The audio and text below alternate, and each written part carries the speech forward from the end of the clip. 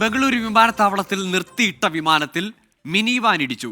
Engine തകരാറിനെ തുടർന്ന് park ചെയ്തിരുന്ന വിമാനത്തിലേക്കാണ് mini van ഇടിച്ചു കയറിയത്.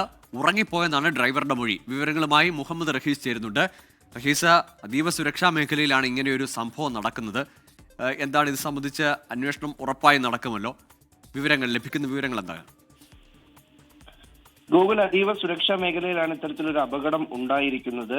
വെള്ളിയാഴ്ച അർദ്ധരാത്രിയിലാണ് ഒരു സംഭവം ഉണ്ടാകുന്നത്. ഇപ്പോഴാണ് ഇതുമായി ബന്ധപ്പെട്ടുള്ള ദൃശ്യങ്ങളും മറ്റു കൂടുതൽ വിവരങ്ങളും ഒക്കെ പുറത്തു വന്നിരിക്കുന്നത്.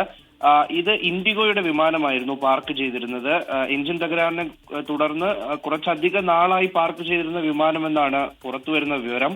അപ്പോൾ ഈ വിമാനത്തിലേക്കാണ് മിനി വാൻ ഇടിച്ചു കയറുന്നത്. ഈ വിമാനത്തിനടുത്തേക്ക് ജീവനക്കാരെ എത്തിക്കുന്ന ഒരു മിനി വാനാണ് അപകടത്തിൽപ്പെട്ടത്, അല്ലെങ്കിൽ ഈ വാഹനമാണ് ഈ വിമാനത്തിലേക്ക് ഇടിച്ചു കയറുന്നത്. ഡ്രൈവറുടെ മൊഴി അദ്ദേഹം ഉറങ്ങിപ്പോയി എന്നാണ്. രാത്രിയായിരുന്നു, അർദ്ധരാത്രി ജീവനക്കാരെ ഈ വിമാനത്തിനടുത്തേക്കാക്കി തിരികെ വരുമ്പോഴുണ്ടായ അപകടമെന്ന് പറയുന്നു. എന്തായാലും ഈ മിനി വാന്റെ മുകൾ ഭാഗത്തും ഒപ്പം തന്നെ വിമാനത്തിനും കേടുപാടുകൾ ഉണ്ടായിട്ടുണ്ട്. സിവിൽ ഏവിയേഷൻ ഡയറക്ടർ ജനറലിന് റിപ്പോർട്ടും നൽകിയിട്ടുണ്ട്. കർശന നടപടി ഉണ്ടാകുമെന്ന് എയർപോർട്ട് അധികൃതർ അറിയിക്കുന്നു. അത് മാത്രമല്ല, ഡ്രൈവർമാർക്ക് പ്രത്യേകമായിട്ടുള്ള ക്ലാസുകളും മറ്റും നൽകുമെന്ന് കൂടി എയർപോർട്ട് അതോറിറ്റിയിൽ നിന്ന് വിവരം വരുന്നുണ്ട്. ഗൂഗിൾ. ശരി, മുഹമ്മദ് റഹീസ് ആണ് വിവരങ്ങൾ നൽകിയത്.